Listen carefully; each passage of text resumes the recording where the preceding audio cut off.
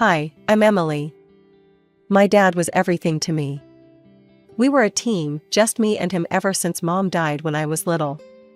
Dad was a truck driver, always pulling long hours to make sure we had enough. Every night over dinner, he'd talk about the importance of sticking it out in school, making something of myself. He managed to save just enough to get me started in college. It was at college during orientation week that I bumped into Mark. Literally bumped into him, spilling his coffee all over his shirt. "Watch it," he snapped at first, eyes flashing annoyance. Then, his face softened as he took a good look at me. "Sorry, that was harsh. Let's start over. I'm Mark." "Emily," I mumbled, still mortified about the coffee. "Really sorry about the shirt." "It's just coffee. No harm done," he laughed, waving it off. "You here to study what, Emily?" "Financial analysis," I replied. He grinned, pointing to himself. "Same here. Looks like we're gonna be classmates." Mark was charming, with a quick smile and quicker wit. We hit it off instantly. Spending time with him felt easy, like slipping into a warm bath. Before long, we were thick as thieves, hanging out after classes, studying together, and grabbing late-night snacks at the 24-hour diner near campus. Then, just as I thought life was finally on my way up, it crashed. Dad died unexpectedly. Heart attack, out of the blue. The rug was pulled from under me, and down I went. There were no savings, nothing but the apartment we lived in. College funds? Gone. My world, my plans, all up in smoke. I was lost, but Mark stepped in. One evening, a few weeks after the funeral, he came over with a six-pack and a takeout box from our favorite Chinese place. We sat on the worn-out couch in my living room, surrounded by Dad's old books and pictures.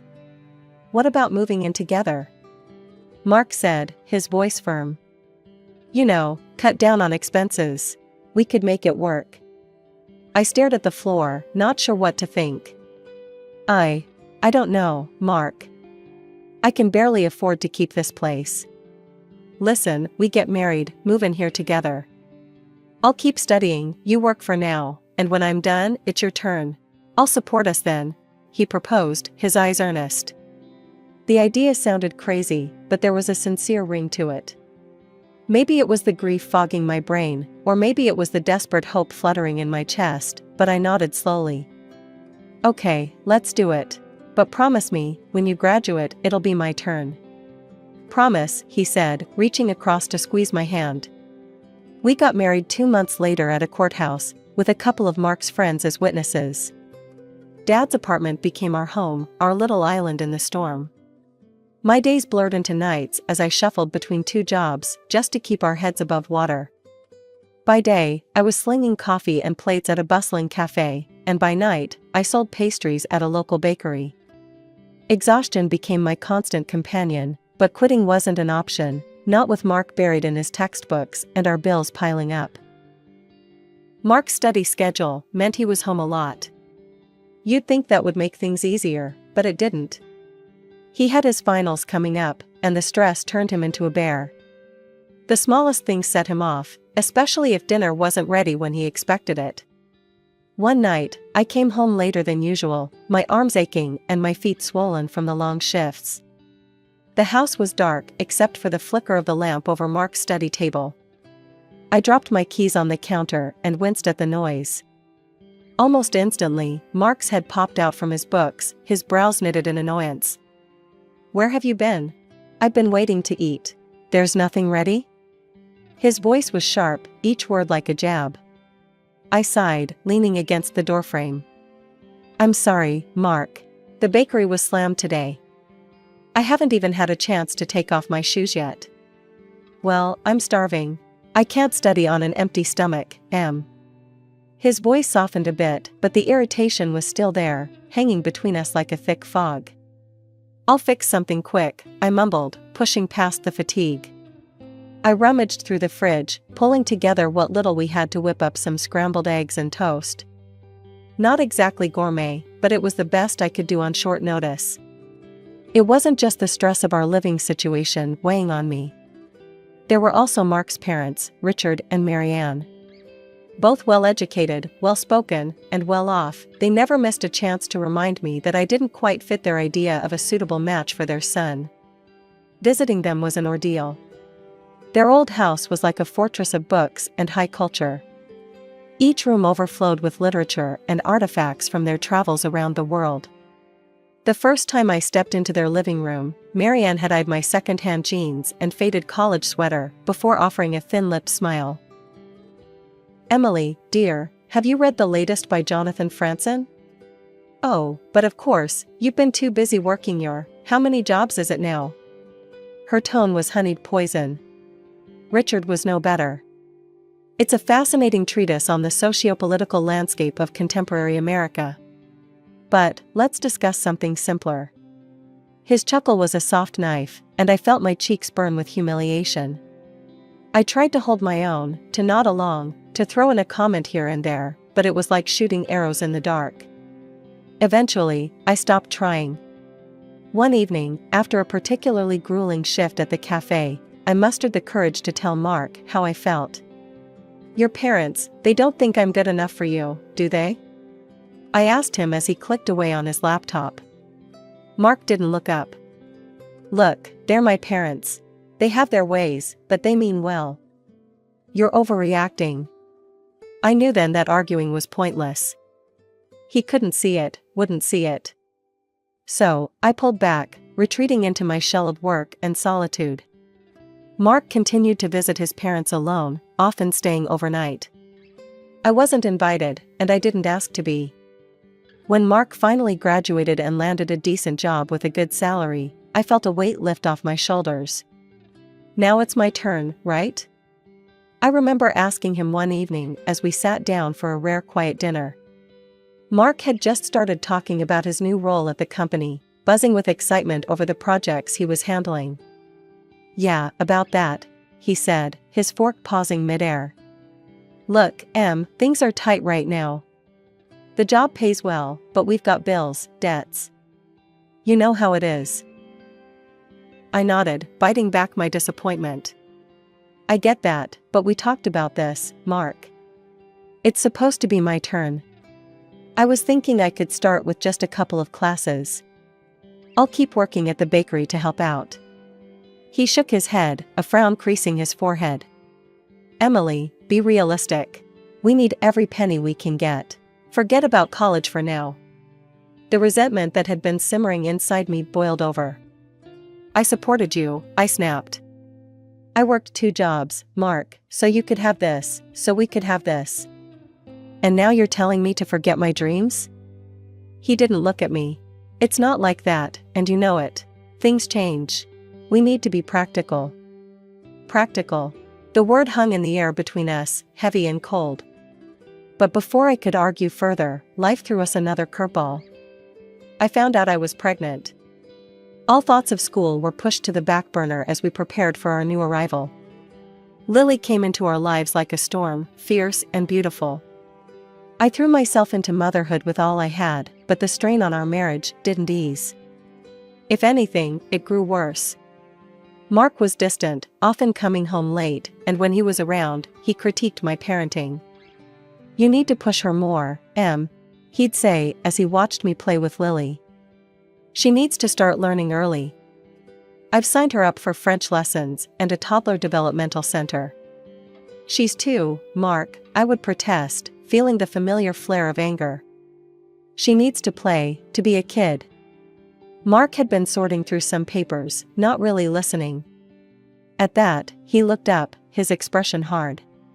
"Maybe if you had some education, Emily, you'd understand the importance of what I'm doing for her." The words said a lot. They said I was just the uneducated wife, good enough to work and pay bills, but not good enough to be a real partner in raising our daughter. When Lily turned 5, the gap between me and my family widened into a chasm.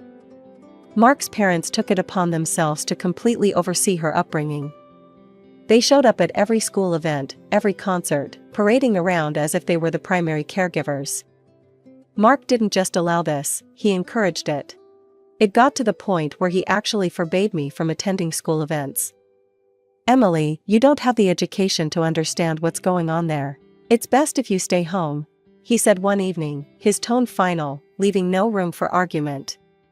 I felt my face flush with hurt and anger. So, what? I'm not good enough to see my daughter perform? Is that what you're saying? Mark shrugged, indifferent. It's about what's best for Lily. My parents can provide the kind of support and image we need to project. You being there, it's just not right. I was stunned, words failing me as the sting of rejection from my own husband sank in. This wasn't just about me anymore, it was about our daughter, and the warped lessons she was learning about worth and family. Lily's behavior started changing too. She no longer saw me as an authority figure, much less a mother. When I asked her to tidy her room or finish her vegetables, she'd scoff and say, "Grandma says I don't have to listen to you." It broke my heart every single time. As Lily grew older, her disregard turned into embarrassment. One day, when Lily was about 13, she had friends over for a study group. I was vacuuming, lost in my thoughts about how distant our relationship had become. I turned the corner into the hallway, and there was Lily, her friends trailing behind her. Seeing me, she hesitated for just a second. Her eyes darted from me to her friends, and then, as if she'd made a decision, she said, "Oh, that's just the housekeeper." The words hit me like a physical blow. I stood there, frozen, as her friends nodded casually and followed her into the room. As soon as I was sure they were out of earshot, I rushed to the bathroom, tears streaming down my face. How had it come to this? How had I become a stranger in my own daughter's eyes? That evening, after Lily's friends had left and we were alone in the kitchen, I confronted Mark. "Did you know what Lily calls me in front of her friends? The housekeeper. That's what she thinks of me, thanks to you and your parents." Mark didn't even have the decency to look surprised. He just kept scrolling through his phone. "Well, what did you expect, Emily? You set yourself up for that by never pushing back. If she doesn't respect you, it's because you never demanded it." I stared at him, the man I had married, the man I had supported through college, and didn't recognize him. He was a stranger, one who valued appearances over family, image over substance. Turning 36 was supposed to be a fresh start, a chance to mend fences and rebuild the bridges. With that little hope, I booked a table at one of the nicer restaurants in town, a place where Mark and I once celebrated happier times. I even splurged on a new dress, something simple yet elegant, hoping to light up Mark's eyes like I used to. I came home that evening, the fabric of my new dress swishing softly against my legs, feeling a mix of nerves and excitement. "Mark, Lily, hurry up and get ready. I booked us a table for my birthday. It's going to be special," I announced, trying to inject some cheer into my voice. Mark looked up from his laptop, his face blank, while Lily didn't even bother to pause her video game. "Go out with you? In that?" Mark snorted first, and then Lily joined in, her laughter sharp and mocking. "What's wrong?"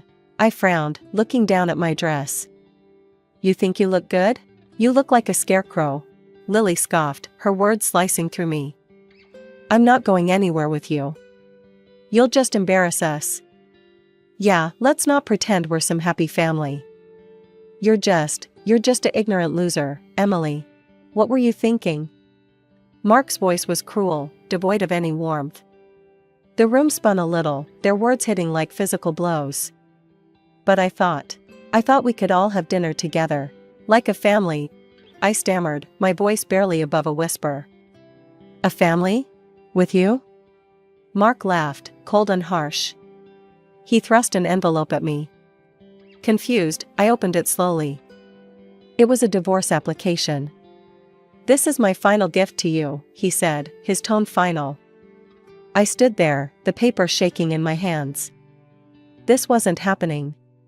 It couldn't be. "We're moving out, Mom. To the nice part of town, with Dad."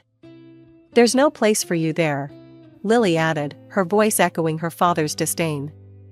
"You can keep this old place." They packed their bags that night.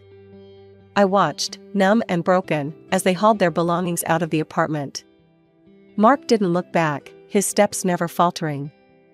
Lily followed him, her eyes avoiding mine, as if I were a stranger, not the mother who had cradled her, soothed her nightmares, and cheered for every little milestone. The door slammed shut, the sound echoing through the now empty apartment. I sank to the floor, my birthday dress crumpled beneath me, the divorce papers clutched in my fist. The tears came then, hot and unending, mourning not just the end of my marriage, but the loss of my daughter, my family, my whole world. The divorce was a brutal affair, stripped of any dignity or semblance of the love. When Mark sued for sole custody of Lily, claiming I was unfit due to my educational status and financial instability, the courtroom felt colder than any place I had ever been. Sitting there, the harsh lights of the courtroom felt like a spotlight, illuminating every failure I ever thought I had hidden. My in-laws were there, right beside Mark, united in their disdain for me. Richard, with his sharp suit and sharper tongue, didn't miss a chance to emphasize my inadequacies. She simply lacks the capabilities to provide Lily with the environment she needs, Richard testified, his voice smooth and confident. Her lack of education and refinement, quite frankly, it's not up to the standard a child like Lily deserves. Marianne nodded along, her agreement silent but palpable in the tight press of her lips. I wanted to scream, to tell them that love can't be measured in diplomas or bank statements, but the words choked in my throat, strangled by the weight of my grief. When it was my turn to speak, my voice was a mere whisper, barely audible even in the hushed courtroom. I have always done my best for Lily. I love her more than anything, and all I've ever wanted was to make her happy. The judge looked at me, his expression unreadable, and then scribbled some notes that felt like the final nails in the coffin of my parental rights. The gavel fell with a sound that echoed like a door slamming shut on my heart. Custody was granted to Mark, and with it, a clear message: I was not enough. Walking out of the courthouse, the sky was a brilliant blue, mocking me with its clarity. I felt anything but clear, everything was a blur, the faces, the city, my future. But amid the chaos of my thoughts, a spark of defiance flickered to life. They thought I was done, that I would crumble, but I wouldn't give them the satisfaction. I turned to my old friend Sarah, who had come to support me at the trial. I'm going back to college, I declared, the words feeling like shards of glass in my mouth, sharp and dangerous. Sarah's eyes widened. Are you sure, Em? After everything? Especially after everything, I said, the resolve hardening inside me like cement. I need to do this, for myself. I need to show them, and me, that I'm more than what they think. The journey back to college was a Herculean task. I scrimped and saved every dime, and took on extra shifts at the bakery. The nights were long, filled with textbooks and the soft hum of my old laptop as I revisited lessons I had abandoned years ago. Social media was a constant reminder of the life I had lost. Pictures of Mark, Lily, and a woman with a too bright smile in luxurious settings filled my feed. They looked happy, untouched by the turmoil they had left in their wake. The sting of their apparent happiness fueled me, driving me to study with even more vigor. By the end of the semester, my grades were at the top of my class. The professors took notice, often using me as an example for younger students. See what determination looks like, they would say, pointing to my work. The recognition was bittersweet. With each accolade, I felt a mix of pride and sorrow. Pride for my achievements, sorrow for the reason behind my drive. But no matter how hard it was, I pushed forward, building a new life from the ashes of the old. Graduation day was a blur of pride and pomp, my name echoing in the auditorium as I walked across the stage, diploma in hand. My professors furnished me with glowing recommendations that opened doors I once thought permanently closed. I landed a job at a reputable financial firm. Starting as a junior analyst, I immersed myself in work, my life becoming a cycle of reports, meetings, and endless learning. Within 5 years, I was leading my own department, a testament to the relentless nights and skipped social outings. Life wasn't just about work, though. I bought a sleek, new car, one that hummed under my touch and gleamed under the city lights. My apartment, once a cramped space filled with reminders of a painful past, was traded in for a modern, spacious loft in a vibrant part of the city. I revamped my wardrobe, my new clothes sharp and empowering, each piece a reflection of the new me. I even changed my hairstyle, opting for a chic cut that framed my face with confidence. Then, one day, as I scrolled through job listings to see what the market was offering, I froze. There, in bold letters, was an opening for a department head at a familiar company. It was Mark's company.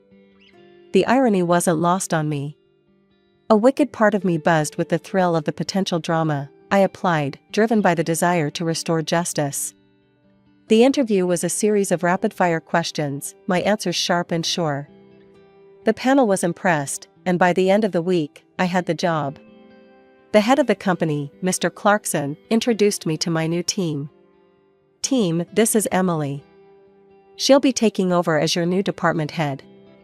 I expect everyone to give her your full cooperation. The room was a mix of curious and welcoming faces, but one stood out, his expression unreadable, Mark.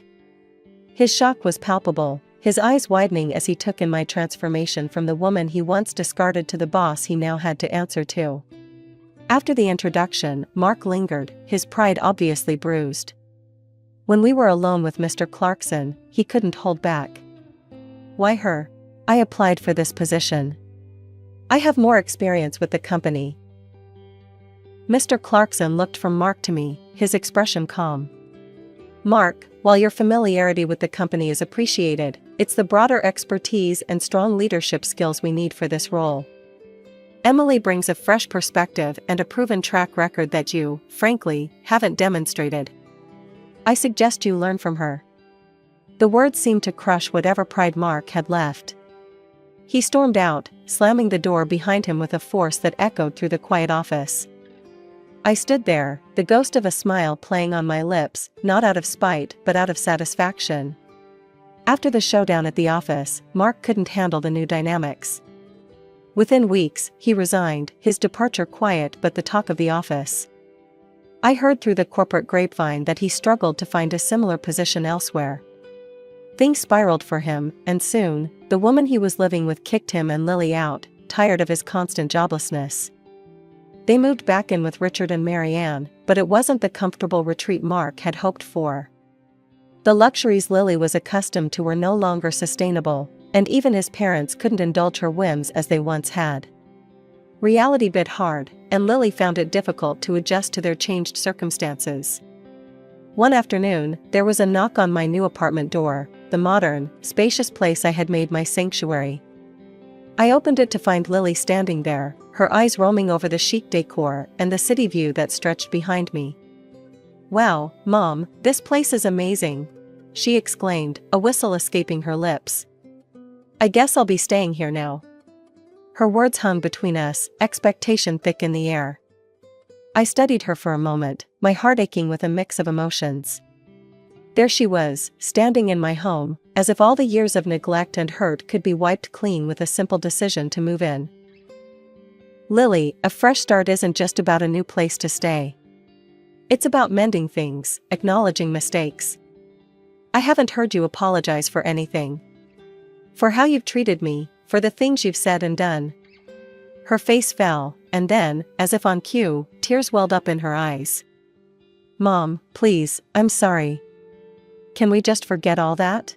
I want to be here with you." It was hard, looking into her eyes and seeing the plea there. But the tears seemed more a tactic than true remorse. "Lily, I love you, but you can't stay here just because it's convenient or because you're escaping from something unpleasant. You need to want to be here for the right reasons, and you need to make amends, truly." She wiped her face, the tears stopping as quickly as they had come. "Fine. If you don't want me here, I'll just go." The months that followed were a testament to my resolve. I heard from Sarah that Mark had started drinking, unable to cope with his bruised ego and the life he had dismantled by his own hands. Lily moved to another city, perhaps in search of the fresh start she had tried to find with me. Meanwhile, my career reached new heights. Life was good, stable, and fulfilling professionally. But it was the personal victory that sweetened the newfound success. I met Tom at a conference. His kindness and understanding were a balm to the scars left by my first marriage. We connected over shared interests, and soon, friendship blossomed into love. We married quietly, a simple ceremony with a few close friends. As I stood there, exchanging vows with Tom, I realized I had found my peace. The past was behind me, and the future was a promise I was ready to keep.